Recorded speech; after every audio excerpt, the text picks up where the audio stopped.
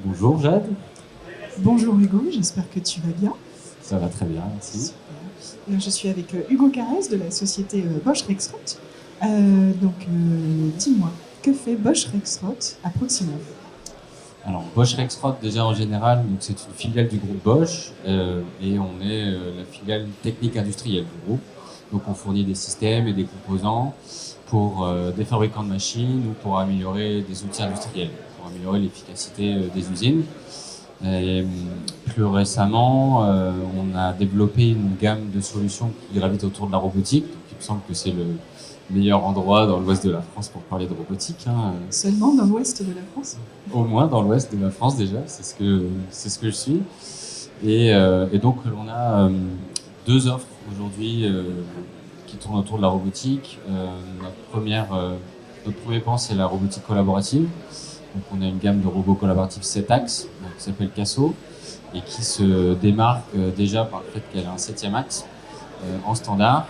Ça ouvre beaucoup de possibilités en termes d'application et qui allie performance et flexibilité. Donc c'est un atout intéressant pour les utilisateurs aujourd'hui.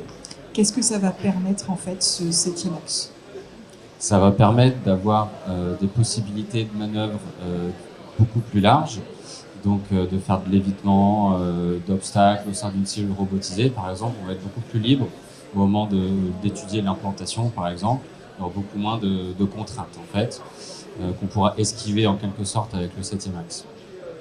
Aussi, pour des applications qui nécessitent une grosse précision de trajectoire, le 7e axe apporte la réduction de points de singularité aussi. Donc voilà, ça joue sur plusieurs points, mais c'est plus flexible de manière générale. Super. Et donc tu parlais d'une deuxième ligne aussi que vous exposiez à Proximov. C'est ça, donc c'est des applications totalement différentes, mais on a développé un AMR qui s'appelle l'Active Shuttle, qui a pour but en fait d'automatiser le transport de matériel au sein d'une usine. Donc on parle de transport intra-logistique. Et c'est une solution qui a été développée et conçue seulement pour des chariots 600-400.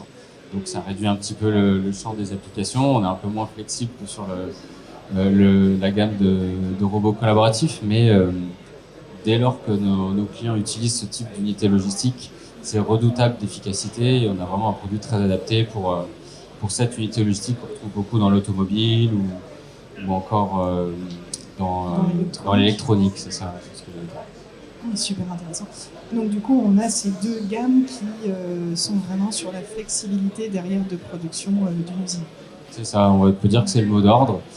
Flexibilité et évolutivité, de toute façon, c'est là-dessus que sont attendus les industriels aujourd'hui, hein.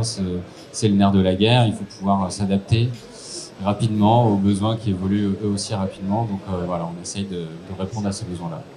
Super, merci Hugo. Donc je ne peux qu'inviter les visiteurs ensuite à aller sur votre stand Juste et ici. même à revenir à Proximov parce que le Casso est aussi sur une application de soudage cobotisé pendant encore un petit temps chez nous. C'est vrai, merci de le préciser. Merci Hugo, Merci bonne Jade. journée.